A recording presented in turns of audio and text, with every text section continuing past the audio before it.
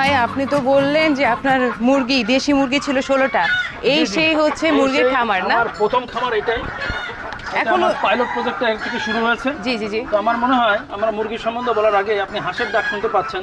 হ্যাঁ, অনেক চেঁচামেচি করছে, কোন দিক থেকে আসছে শব্দটা? এখানে হাঁসের ঘর আছে।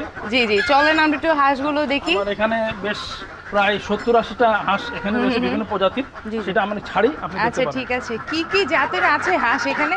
এখানে আপনি ক্যাম্বেল হাঁস আছে, হ্যাঁ হ্যাঁ হ্যাঁ, চীনা হাঁস আছে, রাজ হাঁস আছে, দেশি হাঁস আছে, একসঙ্গে সবকিছু একসঙ্গে আছে। এদেরকে তো জায়গা করে দিতে হবে না? জায়গা আছে, পর্যাপ্ত জায়গা আছে, দেখতে পারবেন। ওরে বাবা, এক ঝাঁক হাঁস,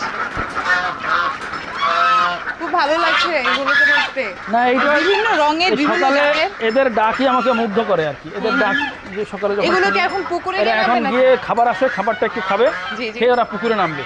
পুকুরে পানিতে ওরা একটু পানি ছাড়া জানেন আপনি হাঁস থাকতে পারে। এই হাঁসটা কি? এটাকে দেখতে তো খুব এটা ভালো চীনা হাঁস, লাগছে। চীনা হাঁস আরো আছে, চীনা হাঁস আরো আছে। আছে। সামনেও দেখবেন আপনি, যে সামনে আরো কয়েকটা দেখতে পাচ্ছেন, ওই সামনে ওই দুইটা আছে, আরো ভিতরে আছে, ওরা ডিম দিয়েছে যারা।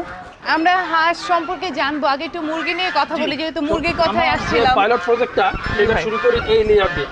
আপনি দেখতে পাচ্ছেন যে এখানে আমি 3 তলা ঘর। আমার কনসেপ্টটা ছিল অল্প জায়গার মধ্যে চাষটা করতে পারি বেশি মুরগি। 16টা মুরগি দিয়ে হচ্ছে আপনার এই খামারের শুরু। এখন মোট কতগুলো মুরগি আছে, কি কি জাতের আছে? বর্তমানে আমার কাছে প্রায় 600-700 মুরগি আছে। 600? জি জি। আর কি কি জাত? এটা আমি জাত আছে, পিওর দেশি আছে, দেশির মধ্যেও একটা ভ্যারাইটি আছে। এই যে ফার্মি মুরগি আছে মাঝখানে, যেটাকে গ্রাম দেশে অনেকে পাকিস্তানি মুরগি বলে এটাকে নামকরণ করে থাকে। এটার বৈশিষ্ট্য, এটার বিশেষ একটা বৈশিষ্ট্য আছে। সে বৈশিষ্ট্য হলো এই মুরগিগুলা প্রতিদিনই ডিম পাড়ে। প্রতিদিনই ডিম পাড়ে, সাধারণত 2-1 দিন গ্যাপ যেতে পারে, কিন্তু মোরালেস প্রতিদিনই ডিম পাড়ে। এবং আপনি জানেন যে দেশি মুরগি কিছুদিন ডিম পাড়ার পরে ওরা তাওয়ায় বসে যায়, তো তখন কিন্তু ডিম পাড়ে না, বেশ 15 দিন মতো ওরা ডিম পাড়ে না। কিন্তু এদের ভিতরে এই সমস্যাটা নাই, এরা প্রতিদিন ডিম পাড়বে এবং এরা কখনো ডিম তা দিতে যাবে না। এই ডিমটা প্রতিদিন পাচ্ছি বলেই আমরা যদি এই জাতটাকে একটু প্যাট্রোনাইজ করতে পারি, এটাকে যদি আরো একটু বাড়াইতে পারি, তাহলে ডিমের চাহিদা কিন্তু অনেকাংশেই আমাদের পূরণ করতে পারা যাবে। দেশি তো প্রতিদিন দিচ্ছে না আমাদেরকে ডিম, প্রতিদিন দিচ্ছে না। আর যেটা আমরা ট্র্যাডিশনালি পোল্ট্রি ডিম বলে যেটা বাইরে বিক্রি হয়, লাল ডিম যেটা, সেটা কিন্তু স্বাদের দিক দিয়ে দেশি মুরগির থেকে অনেক কম। সবাই ওটা পছন্দ করতে চায় কম, দেশি মুরগির ডিমটা চাহিদা বেশি। কিন্তু সেই ক্ষেত্রে এটা পারতেছে কম, ফার্মে কিন্তু পারছে বেশি, অথচ দেখতে এবং স্বাদে দেশি মুরগির মতোই। কাজে এইটাই যদি আমরা একটু বেশি করে পালার চেষ্টা করি, যেহেতু প্রতিদিন ডিম পারতেছে, কস্ট ইফেক্টিভ এবং আমি পাচ্ছি বেশি, বেনিফিটেড হবে চাষি।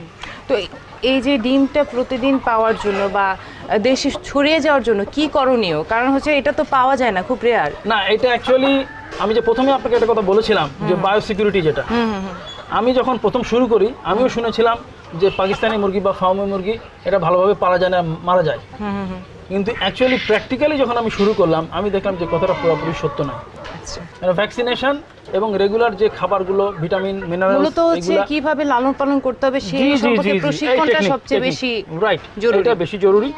এবং এদের যাতে রোগ না হয়, রোগ এন্ট্রি করতে দেওয়া যাবে না। তাছাড়া আমি আপনার খামারের পাশে দাঁড়িয়ে আছি, কোনো দুর্গন্ধ নেই, খুবই পরিষ্কার পরিচ্ছন্ন। এটা ভালো বলেছেন আপনি। দেখুন, এই পরিষ্কার পরিচ্ছন্নতা যদি না থাকে, নোংরা পরিবেশে তো আমরা মানুষরাও থাকতে চাইবো না, ওরাও তো জীব, ওরা থাকতে চাইবে কেন? এবং রোগগুলোর আক্রমণ তো এই নোংরা পরিবেশ থেকে হয়। আমার এখানে যে সিস্টেম আপনি করেছি দেখেন, যে প্রত্যেকটা যে র্যাক সিস্টেম করা এবং তার নিচে কিন্তু ট্রে আছে, আপনি দেখতে পাচ্ছেন। এবং মুরগির যে বিষ্ঠাগুলা এই ট্রেতে জমা হচ্ছে, প্রত্যেকদিন এই ট্রেটা পরিষ্কার করা হচ্ছে। আমি তো খাবারের যে আপনি ব্যবস্থা করেছেন, এটা কিন্তু একটু ভিন্নতা দেখতে পাচ্ছি। আপনি ভালো বলেছেন, এটা আমার নিজেরই ইনভেনশন। আপনি দেখবেন ট্র্যাডিশনাল যেসব খামারগুলোতে প্লাস্টিকের গোল যে খাবারের পাত্রগুলো আছে, তো ওটাতে খাবার দিলে হয় উঁচু করে দিতে হয়, তারপরেও মুরগি কিন্তু ওটার উপর উঠতে চায়। এবং ওটার ভিতরে ওরা যেখানে মুরগি যেখানে মলমূত্র ত্যাগ করে এবং ওখান থেকে দেখবেন যে পায়ের ভিতরে ওই ময়লাটা মেটে যাচ্ছে এবং ওইটা দিয়ে আবার খাবারের পাত্রের মধ্যে ওরা দাঁড়াইতে চায়। তখন কিন্তু কন্টামিনেশনটা এইভাবে হয়, যে মলমূত্র থেকেও কিন্তু অনেক ধরনের রোগটা কিন্তু এইভাবেই ছড়িয়ে যায়।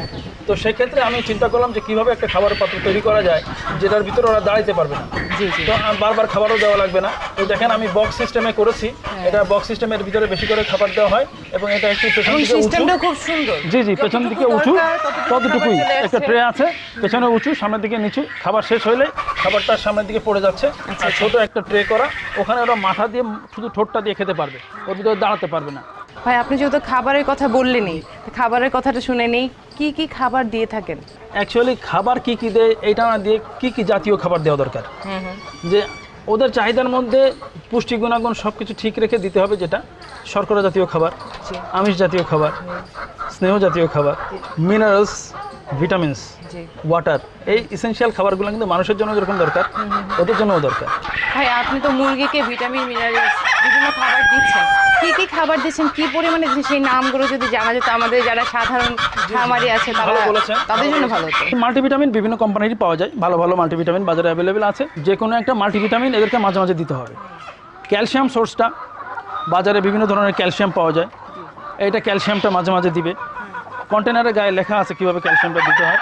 আর কেউ যদি ক্যালসিয়াম ওইভাবে দিতে না চায়, একটু কস্টলি, ডিমের যে চূর্ণগুলো আছে, ডিমের যে খোসাটা, ওটাকে চূর্ণ করে ওটা দিলেও কিন্তু ক্যালসিয়ামটা ঘাটতিটা মিটে যাবে।